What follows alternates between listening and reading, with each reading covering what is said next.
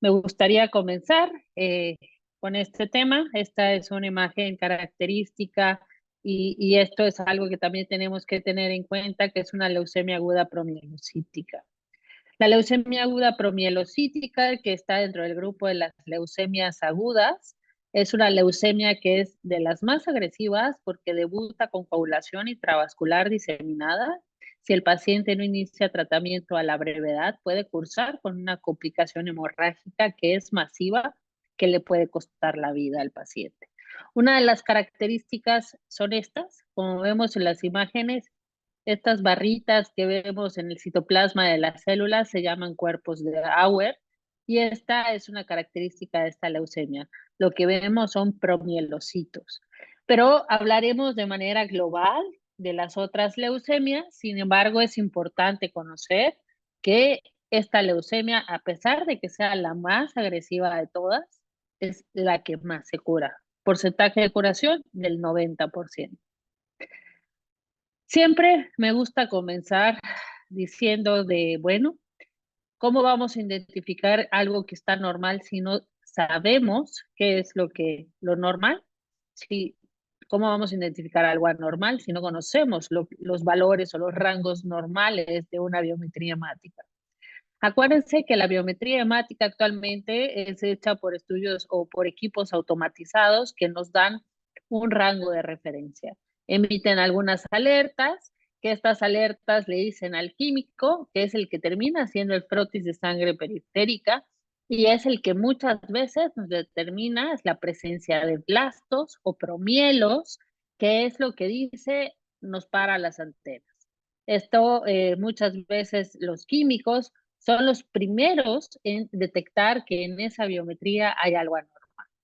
¿Y cómo vamos a detectar si hay algo anormal en una biometría si no conocemos los valores? Pues aquí tenemos los valores de rangos de referencia, de los cuales podemos tener un rango bastante amplio en la cuenta de los leucos, los neutrófilos. Acuérdense que los neutrófilos son los encargados de las defensas contra las bacterias, los linfocitos, muchas de las defensas virales, los eosinófilos parasitarios, monos también virales, basófilos, los eritrocitos, también tenemos la hemoglobina, que esta va a depender si estamos en el nivel del mar o si estamos en la Ciudad de México, los valores y los rangos varían, eso siempre tenerlo en cuenta. El volumen corpuscular medio, esto es un rango muy importante, muchas veces en los pacientes que tienen deficiencias de hierro los vamos a tener bajos, en los pacientes con leucemia no se va a modificar tanto. La concentración y el ancho de distribución eritrocitaria, muchas veces esto se modifica, pero sí lo que en particular vamos a tener alteraciones son tres cosas. Leucos pueden estar normales, pueden estar elevados, podemos tener cuentas de leucos de 200, 300, 400,000 leucos o tener cuentas normales de leucos o incluso cuentas bajas de leucos. Hemoglobina la podemos tener normal o incluso la podemos tener baja, cuando decimos que el paciente tiene anemia. Y las plaquetas habitualmente las vamos a encontrar bajas en los pacientes con leucemia aguda. En algunos casos las hemos encontrado elevadas, pero esas son características de algunos subtipos de leucemias agudas mieloblásticas, cuando provienen de alguna neoplasia mieloproliferativa, entre otros.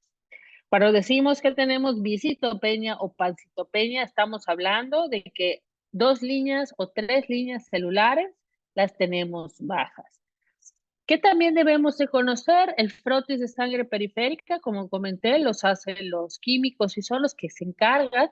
Muchas veces ellos son los que conocen bien la morfología, se preparan y ven las características celulares. Claro, ellos nos dan una alerta, emiten una alerta de decir, tengo la presencia de blastos, tengo la presencia de promielos, por favor, visite a su médico. Y nosotros como médicos, cuando nos dicen blastos o promielos en una cantidad elevada, acuérdense que para que nosotros digamos que es una leucemia, la nueva clasificación es 10% de blastos, sangre periférica o médula ósea es definitorio de una leucemia aguda. Estas clasificaciones han ido variando. Mi maestro, el doctor Labardini, siempre nos decía, tenemos derecho en la médula ósea, no en la sangre periférica, de tener hasta un 5% de blastos. La realidad es que nadie le gustaría tener ni siquiera un 1% de blastos. Y esto, teniéndolo en cuenta, ha sido algo que ha ido cambiando en el curso del tiempo. Actualmente ya se dice que con un 10% de presencia de blastos en sangre periférica o en médula ósea es definitorio de una leucemia aguda mieloblástica. Vamos a ir viendo más adelante cuáles son los estudios que debemos de hacer para poder clasificar a ese paciente de la mejor manera. Estos, como ven en la siguiente imagen, son blastos linfoides, de estirpe linfoide, que estos nosotros como hematólogos pasamos mucho tiempo en el microscopio entrenando el ojo para poder ver las características de la célula y poder determinar si es un blasto mieloide o un blasto linfoide. La realidad es que actualmente ya muy pocas escuelas están llevando la morfología y se la están dejando más a los químicos, que son los que determinan. Pero, sin embargo, considero que la morfología es fundamental para poder determinar la presencia no solo de leucemia, sino de otras neoplasias hematológicas. También valoran los químicos las características de los glóbulos rojos, como pueden ver, estos piquitos que tienen o estas formas alteradas. Y las células más pequeñitas que se ven a un lado, estas son las plaquetas que se pueden ver en el frotis de sangre periférica. Vamos a empezar con un caso clínico de la vida real. Como les comentaba, la imagen que tienen a la derecha, donde está la flecha, ese es el cuerpo de Auer. Lo podemos encontrar en las leucemias agudas mieloblásticas, que sean no promielocíticas, y también las podemos encontrar en las leucemias agudas mieloblásticas promielocíticas. El cuerpo de Auer, cuando lo encontramos 2/3 de las veces, nos determina que el paciente tiene una neoplasia hematológica. Entonces, si nosotros hacemos un frotis y vemos ese palito en el citoplasma de las células, se nos paran las antenas porque esto es algo que el paciente lo que nos está diciendo es que hay algo mal.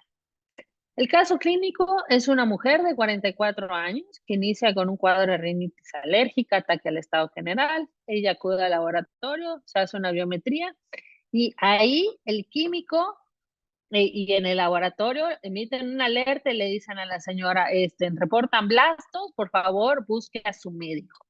Pues la señora ni idea de qué son los blastos, va con su único médico que es su ginecólogo, y el ginecólogo, pues obviamente cuando ve las citopeñas y el reporte de blastos, pues la manda al hematólogo. Esta es la imagen del frotis de la paciente. Al llegar con nosotros revisamos el frotis, vemos ese cuerpo de Auer, obviamente, y las citopeñas, pues les hacemos un aspirado de médula ósea.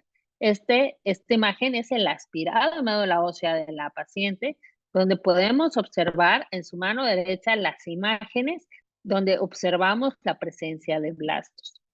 Vemos estos güeros o naranjas que se ven en la imagen, esos son los eosinófilos, que también forman parte de un subtipo y que por morfología ella se subclasificó como una leucemia aguda mieloblástica, una mielomono, que esa es la M4, variante eosinofílica, porque tiene una presencia elevada de eosinófilos, que son los güeros que vemos en la imagen.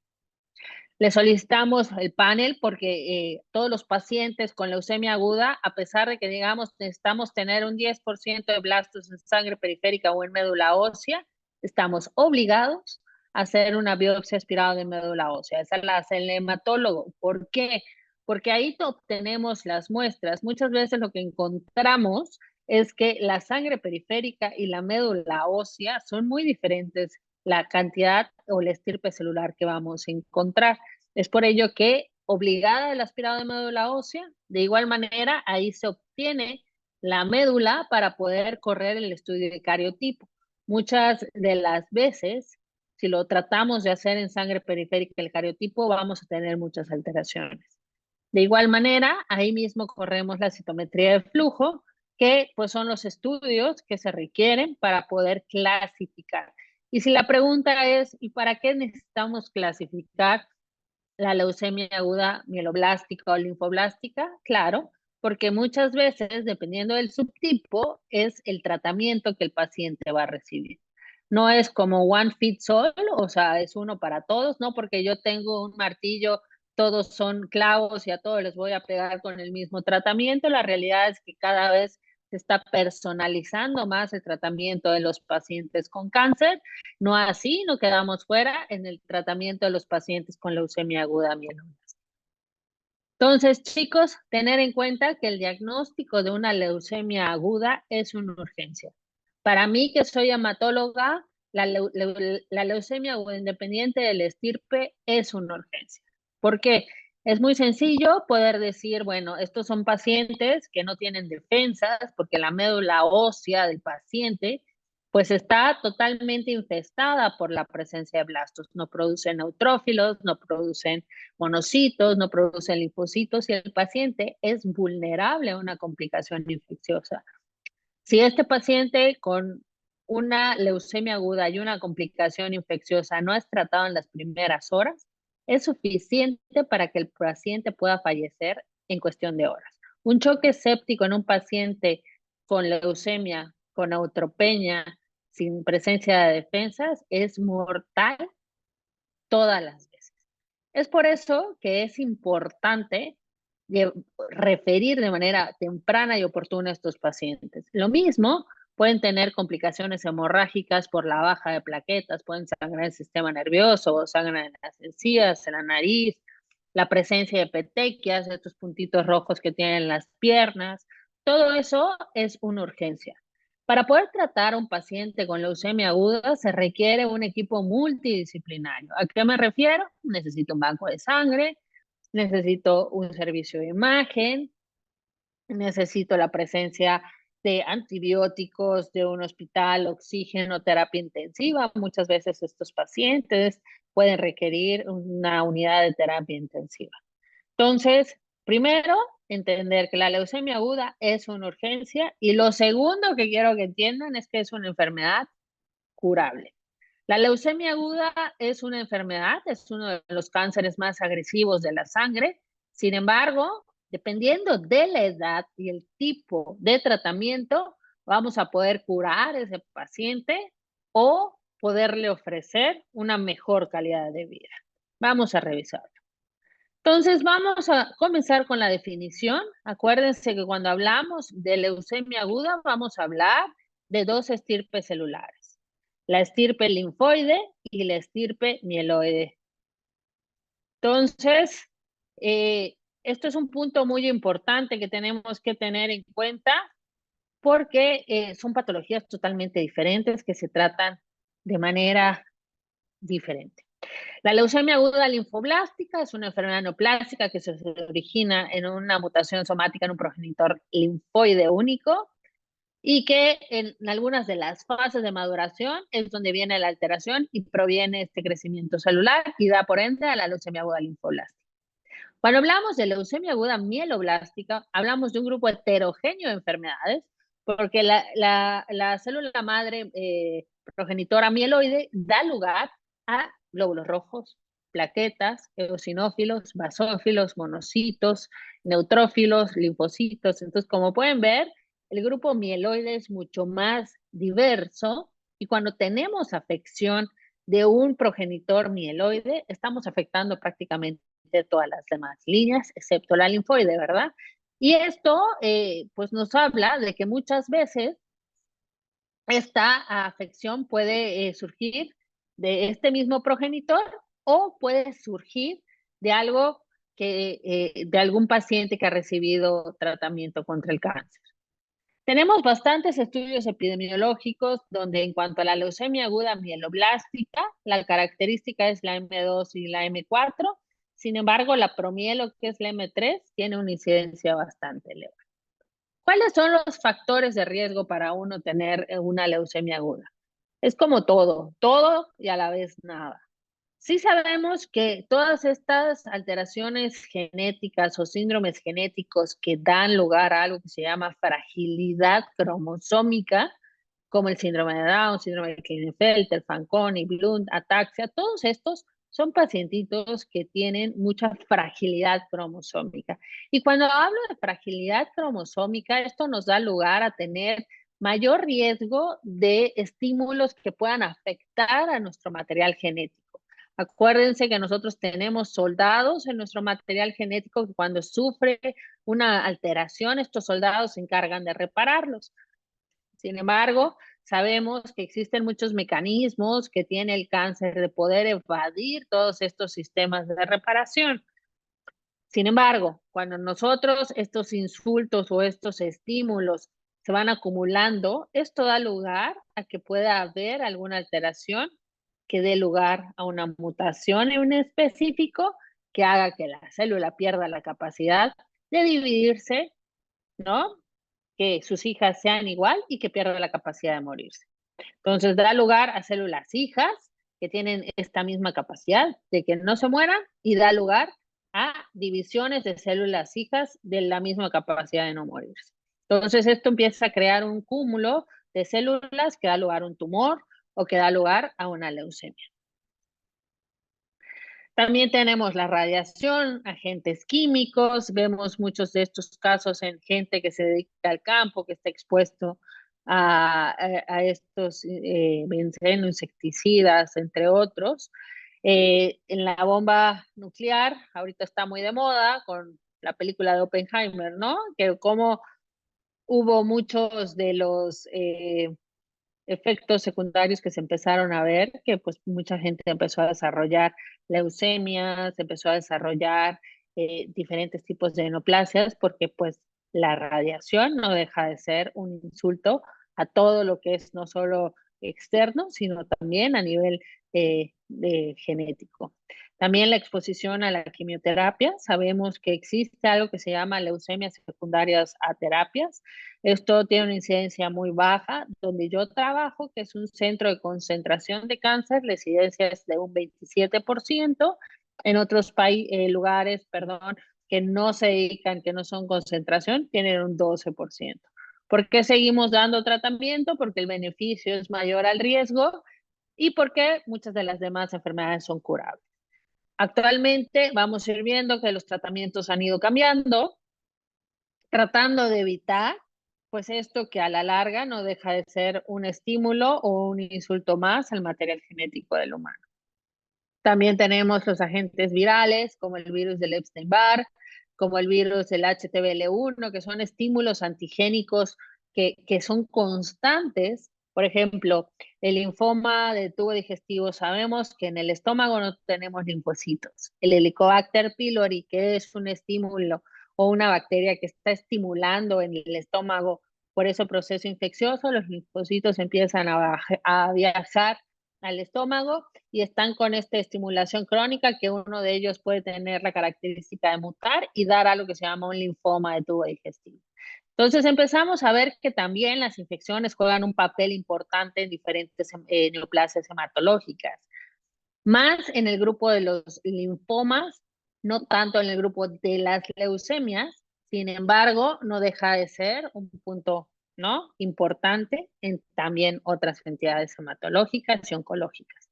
Los niveles socioeconómicos, la exposición al tabaquismo, al etilismo. Se ha visto que la gente que tiene hijos y son padres fumadores o que toman alcohol, que hay un acortamiento de los telómeros en los cromosomas, que este también no deja de ser un factor de riesgo. Entonces, en resumen, ¿qué es lo que vemos? Tenemos en el extremo izquierdo una célula madre, que esta se divide en mieloide, un progenitor mieloide, que es el de arriba, y un progenitor linfoide, que es el de abajo. El progenitor linfoide nos va a dar al linfocito T, a la célula B o la célula dendrítica. Esto cuando hablamos de leucemia aguda linfoblástica, hablamos de leucemia aguda linfoblástica T, leucemia aguda linfoblástica B o leucemia de células dendríticas.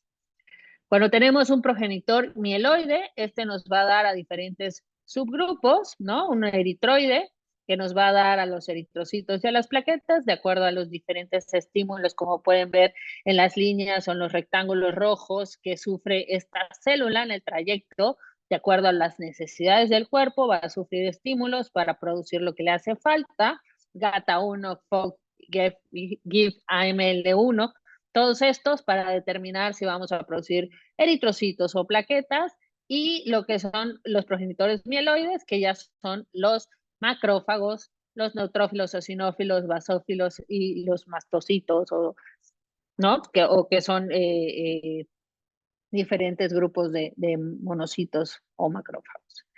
Es importante conocer que pues el cuerpo es totalmente un equilibrio, es sumamente inteligente, los estímulos que de acuerdo a las necesidades que se tienen para poder producir los diferentes subgrupos celulares.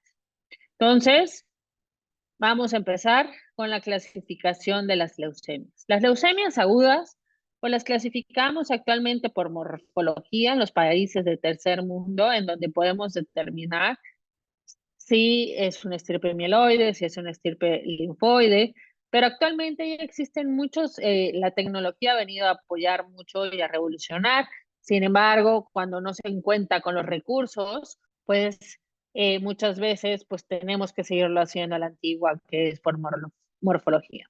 Cuando hacemos una biopsia de hueso, cuando hacemos el aspirado, tomamos un pedacito de hueso y el patólogo puede correr estudios de inmunohistoquímica, estos que son anticuerpos que se hacen los cortes del tejido, se pone este anticuerpo y si emite un color, pues eso habla de que es positivo la célula a ese anticuerpo. Y de esa manera empieza a existir la clasificación de poder clasificar si es mieloide, si es linfoide T, si es linfoide T. ¿Cómo lo hacen? Existen diferentes subtipos. También está la citometría de flujo, como vamos a ver más adelante. Esto es igual a través de la sangre que se obtiene de la médula ósea. Se lisan todos los glóbulos rojos, se lava estos glóbulos rojos para quitarlos todos y dejar solo los glóbulos blancos. Se ponen en diferentes pocillos y a cada uno se le pone un anticuerpo diferente para determinar, saber que la célula B expresa unos anticuerpos, la célula T otros anticuerpos, la mieloide si es monocito, neutrófilo, sinófilo, cada uno tiene marcadores de superficie que son los anticuerpos que se ponen. Luego se pasa a través de un láser que estos anticuerpos emiten un fluorocromo cuando se unen y este láser lo lee, lo capta el software en una computadora y te determina las características de la superficie que expresa esa célula.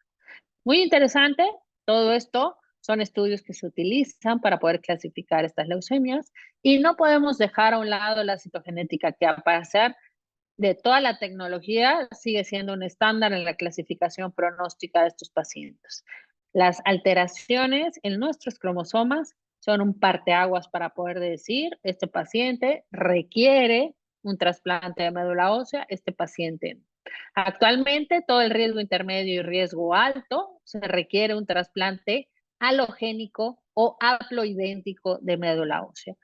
El trasplante autólogo, o sea, de mí mismas células que me las vuelvan a poner, en las leucemias agudas no se utiliza. Se utiliza el trasplante, tal vez de mi hermano, que ese es el halogénico, ¿no? Que compartimos el 100% de los haplotipos, ese es el trasplante halogénico que podemos utilizar. Lamentablemente las familias cada vez eran más pequeñas, solo tenían un hijo o dos hijos y tenemos un 25% de probabilidad de tener un hermano compatible, pero si solo tenemos un hermano, pues las probabilidades son muy bajas, ¿no? Entonces empezaron a buscar nuevas opciones porque pues mucha gente fallecía sin ser trasplantado porque no había la opción del trasplante porque no tenía nadie que fuera compatible. Existen bancos internacionales de cordones. Lamentablemente en nuestro país, México, pues la donación de productos sanguíneos altruista no existe. Lamentablemente, pues no donamos. Le existe la donación por reposición. ¿Cuándo voy a donar? Cuando tengo un familiar en el hospital y requiere sangre, entonces voy a donar. No tenemos la visión de una donación altruista, ¿no? No es hoy me levanté y voy a ir a donar porque quiero salvar una vida independientemente del que sea. Eso no existe en nuestro país. Nosotros tenemos que fomentar esta cultura. Entonces, si la sangre no existe esa cultura de la donación, mucho menos de la médula ósea, que es un proceso todavía un poquito más tardado, ¿no? Es igual como una donación, pero es más tardado. Entonces, imagínense, si no, nosotros no nos comprometemos a donar. Entonces, esto ha hecho que no tengamos bancos en México o no en otros países de médula ósea cuando muchas veces es muy necesario. Entonces empezaron a ver qué otras opciones se tenía. Y es ahí donde empieza el trasplante haploidéntico. ¿Esto qué quiere decir? Que no tengo que tener 100% de los haplotipos, o que tenga el 50% de compatibilidad, es suficiente, porque lo que se dedicaron a hacer estos científicos es a dar mejores opciones de inmunomodulación posterior al trasplante para que el receptor no rechace esa célula. Entonces, como han visto, pues el tratamiento de estas enfermedades ha ido creciendo y cambiando de manera constante. Vamos a empezar con la leucemia aguda linfoblástica. En la imagen de la derecha vamos a ver las características. Esos son linfoblastos. Una de las características, como pueden ver, es que muchas veces le dicen es la forma de un espejo de mano.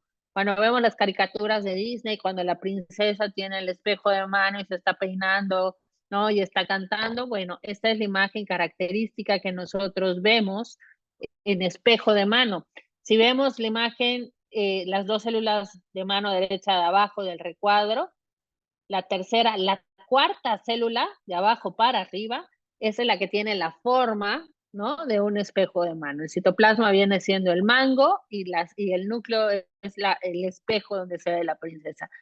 Esa es una característica de la leucemia aguda linfoblástica. Cuando nosotros vemos esas formas en espejo de mano, nosotros por pura morfología podemos decir esta es una leucemia aguda linfoblástica. Lamentablemente en países como los nuestros seguimos clasificando por morfología, y actualmente las nuevas clasificaciones, cuando el paciente no tiene una alteración citogenética o molecular, la morfología sigue siendo un estándar. Por eso todavía seguimos utilizando la clasificación morfológica. La que se utiliza es la de la FAP, la American francesa, que es la clasificación de los 70, o sea, para que ustedes la puedan ver. Esta la dividimos en L1, L2, L3. Saber que la L1 es las células muy pequeñitas con un citoplasma muy escaso y representa solo el 30% de las leucemias agudas linfoblásticas, que es el subtipo más frecuente es la L2. Esta representa hasta el 70% de la leucemia aguda linfoblástica. Estos son blastos mucho más grandes, el citoplasma más abierto, la cromatina, incluso los nucleolos son prominentes. Y la L3, que es muy agresiva, tiene una tasa de replicación muy rápida. Estos para nosotros también es una urgencia. Representa el menos del 5%, pero como pueden ver, una característica son las vacuolas, tanto en el citoplasma como en el núcleo. La clasificación de la Organización Mundial de la Salud para las leucemias agudas linfoblásticas las divide en dos: leucemia aguda linfoblástica estirpe B, leucemia aguda linfoblástica estirpe T, y también está la NK, como pueden ver hasta abajo. Pero lo interesante es cuando vemos leucemia aguda o leucemia linfoma, linfoblástico B, es como lo clasifica la OMS, de entidades no clasificables, que es la NOS, ¿no? Esta es cuando no tenemos alteraciones citogenéticas ni ninguna otra alteración. Luego, cuando vemos la leucemia linfoma linfoblástica B con alteraciones citogenéticas o genéticas recurrentes, estamos hablando de un paciente que tiene un cariotipo con muchas alteraciones. Por eso la importancia de los estudios. Luego vemos la que tiene la translocación 922 o el gen de fusión BCR-ABL. Este nos habla del cromosoma Filadelfia. Acordémonos que el cromosoma Filadelfia es esta translocación 922 y que da como resultado el gen de fusión BCR-ABL, que actualmente tenemos una droga, una target therapy específica para esa mutación. También tenemos las variantes del KMT2A, de la translocación 1221, las hiperdiploidías, las hipodiploidías. En cualquier enfermedad hematológica y no hematológica, las hiperdiploidías, más en los niños, es muy bueno porque esto nos habla de mejor pronóstico.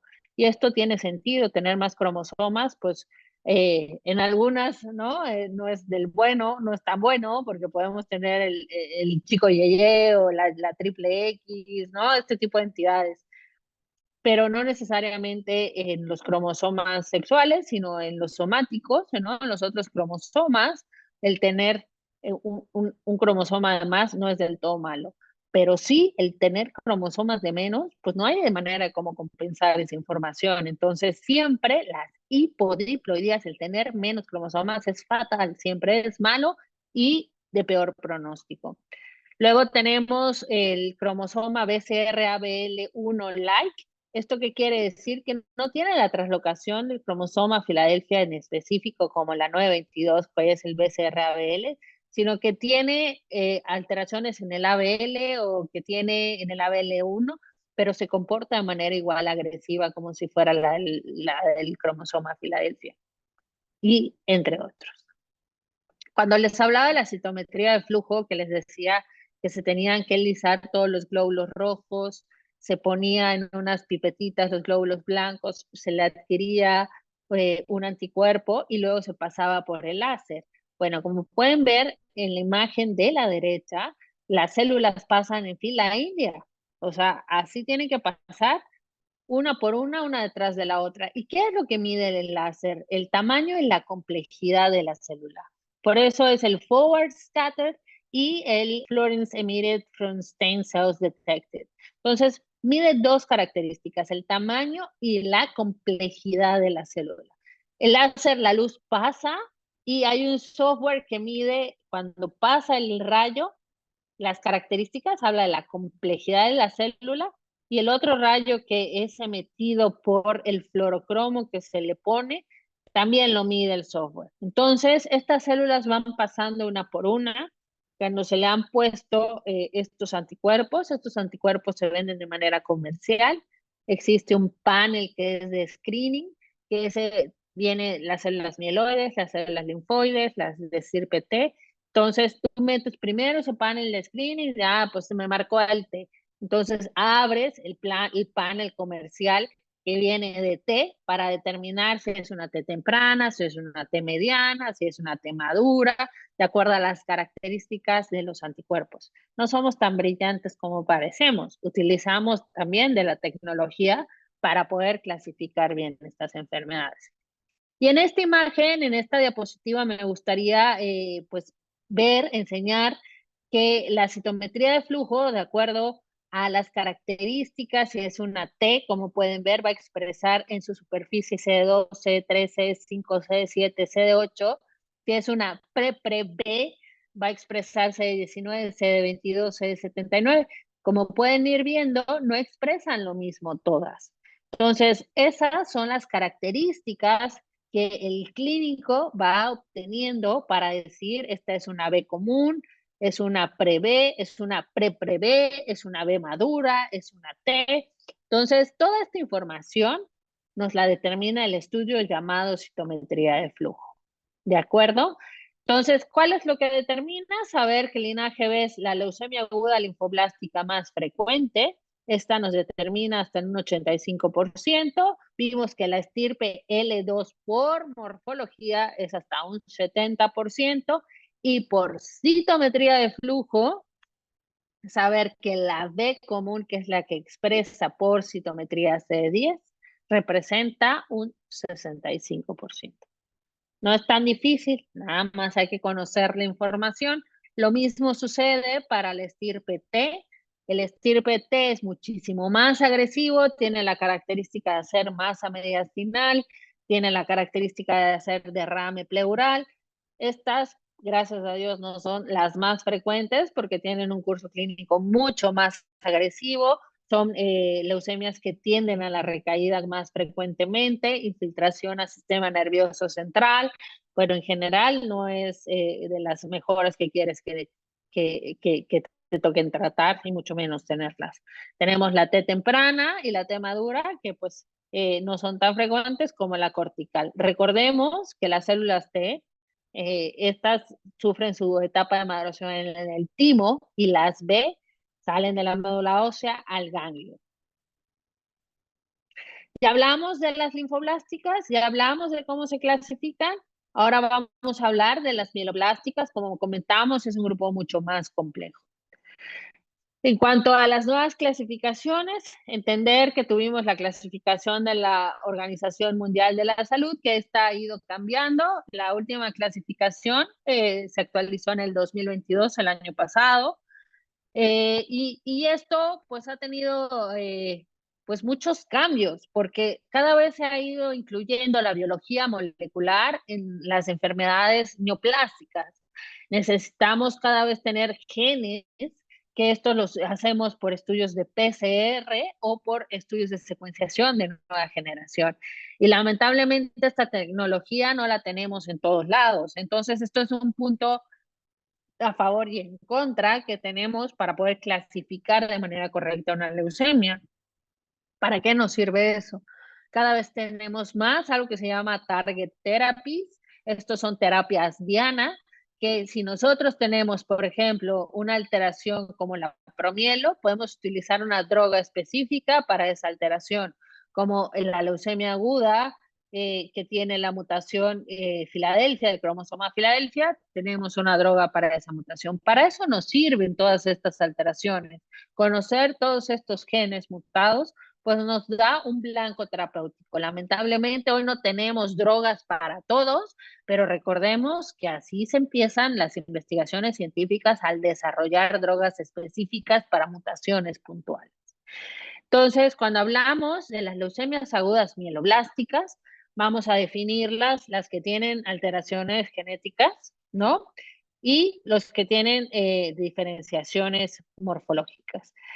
Existen diferentes clasificaciones. Todos decimos, la Organización Mundial de la Salud nos dice que usamos eso, el consenso internacional, que es otra clasificación como la podemos ver aquí, también utiliza alteraciones genéticas y moleculares, y está también esta es la del consenso internacional y también está la European Leukemia Net.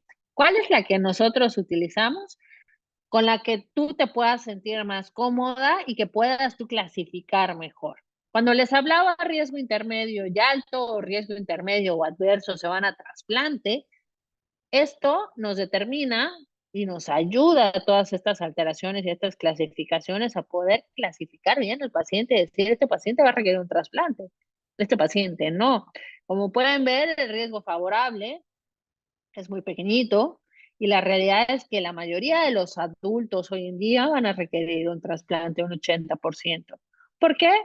Pues cada vez nosotros vivimos más, estamos expuestos a más factores de riesgo y pues cada vez nosotros vamos adquiriendo estas alteraciones que nuestro cuerpo se va encargando de repararlas, pero que dejan una cicatriz.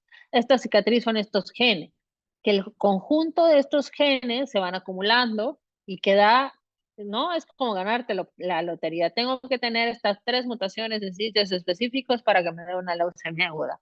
La realidad es que conforme nos vamos haciendo más viejos, vamos adquiriendo todas estas mutaciones. Eso es cuando hablamos, que no es el tema de hoy, pero el síndrome mielodisplásico, que es una enfermedad muy común en la gente adulta, es como, antes lo conocíamos como una fase preleucémica, pero cada vez vivimos más, cada vez vamos adquiriendo nuevas alteraciones que al tener una edad de 65, 70, 75 años, existe un riesgo elevado de tener estas mutaciones que den lugar a una enfermedad como el síndrome mielodisplásico o una leucemia. Cuando hablamos de leucemia aguda mieloblástica, a nivel mundial se dice que es una enfermedad muy común de los adultos y que la leucemia aguda linfoblástica es muy común de los niños. En realidad, en México tenemos mucha leucemia aguda linfoblástica en niños y adultos. Y la leucemia aguda mieloide la tenemos muy poco en adultos. Nosotros pensamos que muchos no se diagnostican, no llegan a un centro de tercer nivel, ¿no? Y los jóvenes, pues esos todos corren, ¿no? O sea, está joven, está chavo, es económicamente activo, métanle candela y que se diagnostique. Pero los adultos muchas veces no llegan a un tratamiento, que eso es lamentable porque existen opciones terapéuticas. Entonces, en la clasificación, yo en particular uso esta, la de la European Leukemia Net, porque nosotros en cancerología sí tenemos secuenciación, tenemos PCR, pero somos una isla. La realidad es que muchos lugares en el país no lo tienen, pero esto ha sido trabajo de muchos años, no es así de, ay, te llegó la lámpara, la sobaste y te salió un secuenciador. No, esto ha sido trabajo de muchos años y que seguimos trabajando para poder clasificar de mejor manera a nuestros pacientes para poderles ofrecer las mejores opciones terapéuticas. Y no podemos dejar a un lado la clasificación morfológica. Esta la vamos a dividir en 7 subgrupos: el M0, M1, M2, M3, M4, M5, M6 y M7. Esta es la clasificación de la FAB. La M0 es mínimamente diferenciada, M1 sin maduración, M2 con maduración, la promielocítica, que es la M3, y existe una variante microgranular, la M4, que es la mielomono. En el caso de la paciente, era una mielomono, variante eosinofílica. La M5, que es la monoblástica con pobre diferenciación, la monoblástica con diferenciación, y la M6, la eritroleucemia, y la M7, la megacarioblástica. ¿De qué nos sirve? Pues nos sirve mucho para, muchas veces por morfología, nosotros podemos especular qué alteraciones moleculares vamos a encontrar. No es que seamos magos, sino que las características de las células nos puede decir, bueno, este paciente tiene la forma de COP-like, entonces de seguro debe tener una mutación del FLT3, ¿no? Esta paciente tiene un sarcoma mieloide, seguro debe tener un 821 y debe ser un M4. Entonces, todas estas características que nosotros podemos intuir por solo la morfología, pues es importante, y por eso la morfología no debe pasar de moda nunca, ¿no? Otra característica también es que la morfología, las variantes, los extremos, tanto la M0 como la M7, son sumamente agresivas. Las medias son las que tienen mejor pronóstico y capacidad de curación. Y lo que tiene que ver con los monocitos son los que nos dan esta hiperplasia gingival característica cuando vemos los libros de texto que tiene este crecimiento de las encías. Esto es por infiltración de monocitos o monoblastos. Lo mismo, el sarcoma mieloide es más una presencia de una alteración como del 821 core binding factor que les llamamos nosotros, y pues esto nos ayuda a clasificar mejor y entender la enfermedad. La M0 es la sin diferenciación, no me voy a parar mucho, nada más ver qué características por citometría expresan, qué tinciones se pueden utilizar.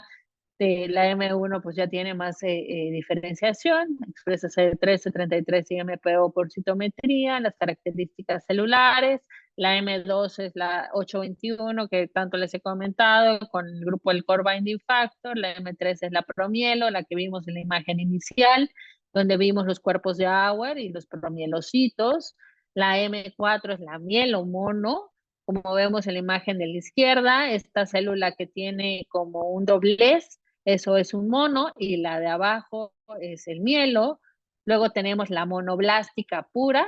Dos células tienen la característica de su núcleo de poder tener la forma que se le dé la gana: el linfocito y el monocito. Como lo podemos ver en la imagen de la izquierda, este núcleo celular tiene la forma muy dispersa, ¿no? No tiene una forma redonda y circular característica de un núcleo, sino que tiene la forma que desea la M6, que es la eritroleucemia. Vemos formas rojas en estadios tempranos, y los marcadores pues nos habla mucho de que es la glicoforina que expresa la célula eritroide. Y por último tenemos la M7, que es la megacarioblástica. ¿Qué manifestaciones?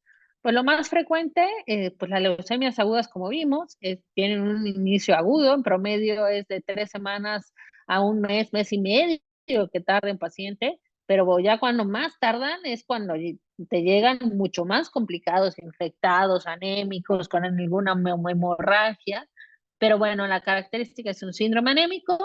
Podemos tener crecimientos ganglionares, dependiendo del estirpe, si es linfoide o mieloide. Podemos tener tumor cuando es estirpe T, como vimos en el mediastino, o cuando podemos tener un sarcoma mieloide, que es una bola que podemos tener en cualquier órgano. Características: síndrome anémico, taquicardia, palidez, cefalea, ¿no?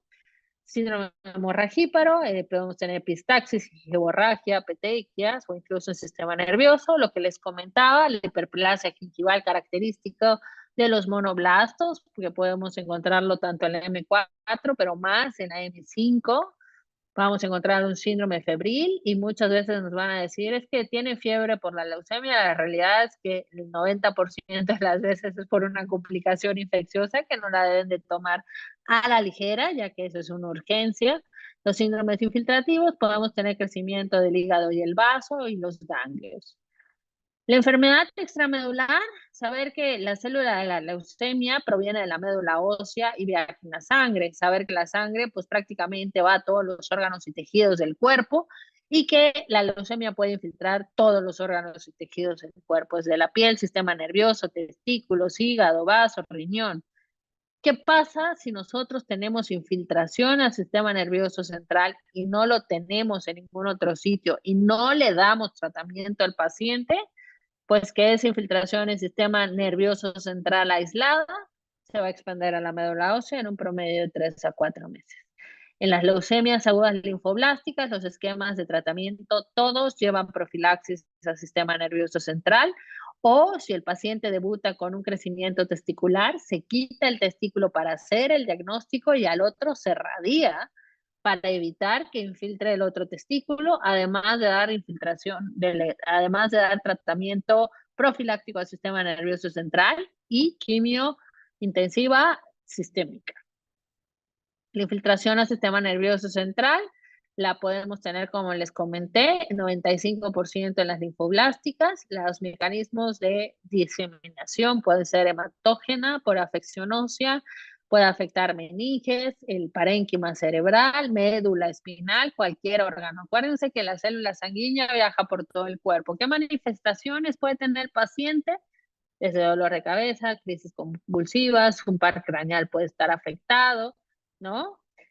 También podemos tener, como les comenté, la infiltración al testículo. Este es el crecimiento de un testículo. El diagnóstico se tiene que hacer una orquiectomía y el testículo restante se tiene que irradiar. Este es un sitio frecuente de recaída que tenemos que tener en cuenta. Los ganglios linfáticos, este es muchas veces el motivo de consulta. Recordemos que algunas veces en los linfomas siempre tenemos que quitar el ganglio para poder hacer el diagnóstico. La leucemia, si hacemos un frotis, vemos más del 10% de blastos, no necesitamos quitar el ganglio, pero con eso tenemos el diagnóstico de manera sin el riesgo de errarle. Hígado y vaso también lo vamos a tener crecido, las suprarrenales, riñón, vamos a tener, como les comentaba, las leucemias de estirpe T, es más común tener esta masa en mediastino, derrame pleural, incluso podemos tener síndrome de vena cava, también saber que el síndrome de vena cava es una emergencia y que muchas veces tenemos que radiar a estos pacientes.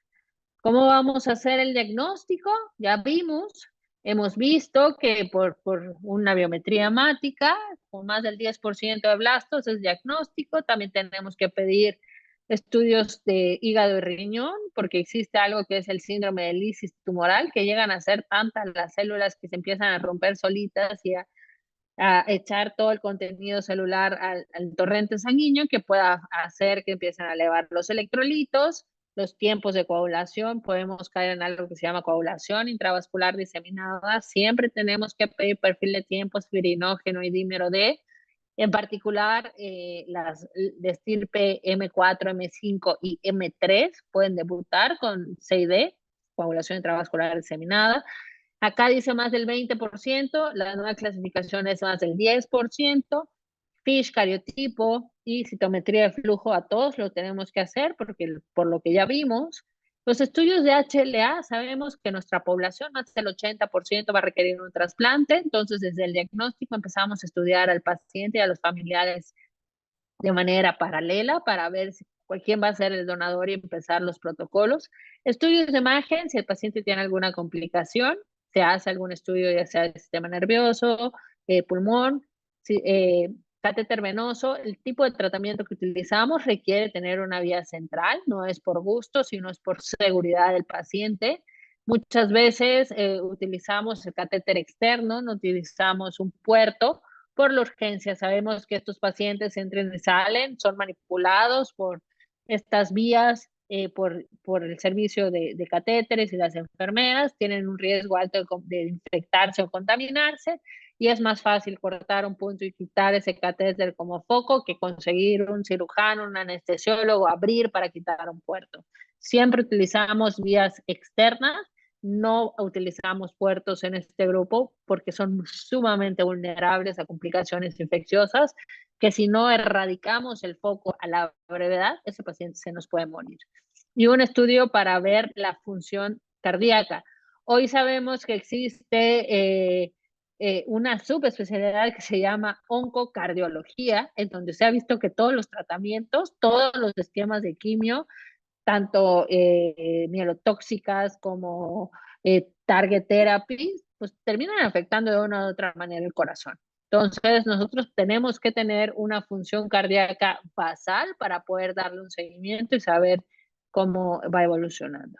Ya vimos, podemos tener el síndrome de lisis tumorales, por ello que necesitamos ver la DHL, cómo están los electrolitos, cómo está la función renal, cómo está el hígado, para poder ver si este paciente pues es candidato a dar una citorreducción en lo que mejoran las funciones y poder darle el tratamiento, así como la coagulación intravascular diseminada.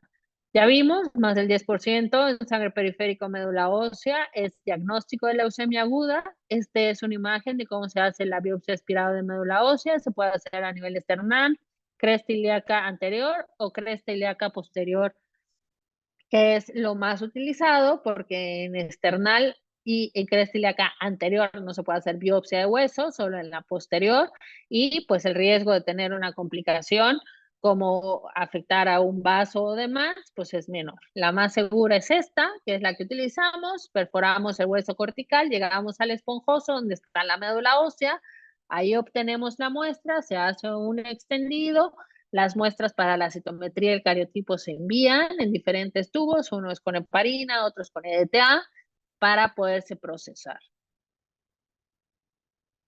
Esta es la imagen de un aspirado de médula ósea, donde se ve totalmente toda monótona. Este es un paciente con una leucemia aguda linfoblástica, donde lo que vemos, pues prácticamente es la presencia de blastos.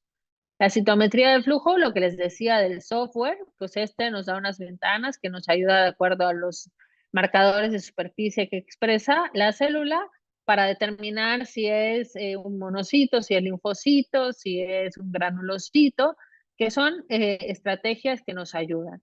Este es un cariotipo, esto es un estudio que nos ayuda a determinar la presencia de alteraciones citogenéticas en el paciente, que como vimos, las hiperdiploidías son mejores que las hipodiploidías, la translocación 922, todas estas las podemos encontrar en un cariotipo. Y existe un estudio que se llama FISH cuando tenemos ya tenemos los arreglos específicos. Esta es una sonda que va a buscar específicamente esta alteración y cuando la encuentra, pues emite un color amarillo que es más fácil hacer el diagnóstico. Tenemos el PCR, tenemos la secuenciación.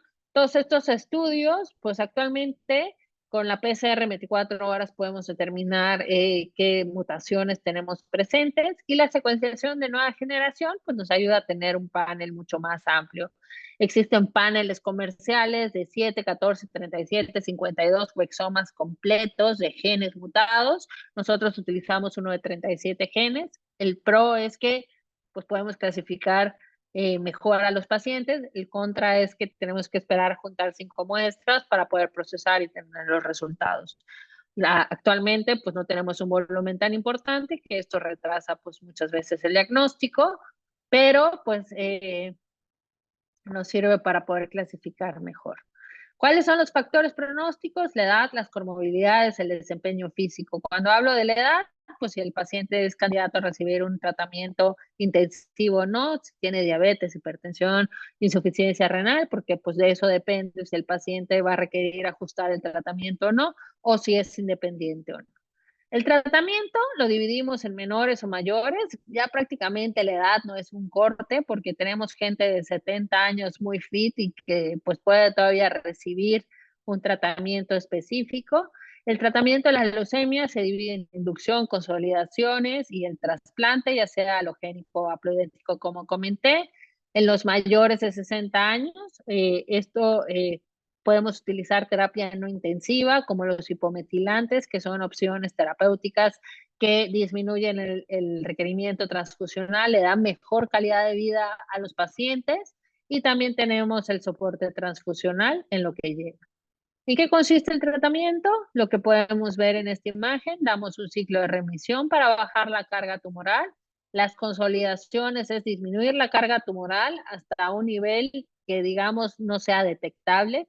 Lamentablemente hoy podemos decir que pues nuestras técnicas de métrica para poder decir que la enfermedad no es detectable, pues tiene un límite. Conforme la tecnología ha ido avanzando, pues cada vez vamos más profundo. Pero pues hoy podemos decir que nuestro límite es, ¿no? A 10 a la menos 8, 10 a, ¿no? Y pues conforme vamos a ir creciendo, pues todavía vamos a tener esta detección. Pero la realidad lo que buscamos es bajar la carga tumoral hasta no detectable y ahí con el tratamiento, la inducción y la consolidación y con el trasplante hacer que si la enfermedad en algún momento va a regresar, que tarde más en regresar.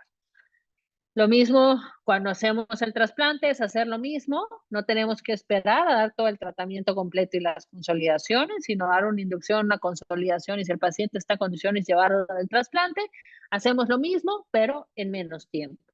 Entonces, este es el objetivo de la enfermedad, de cómo tratarla, hablar del tratamiento es echarnos otras 3 horas más, pero bueno, esto es mi última diapositiva y quedo abierto a preguntas. Muchas gracias a todos y espero no haberlos aburrido ni dormido. Gracias.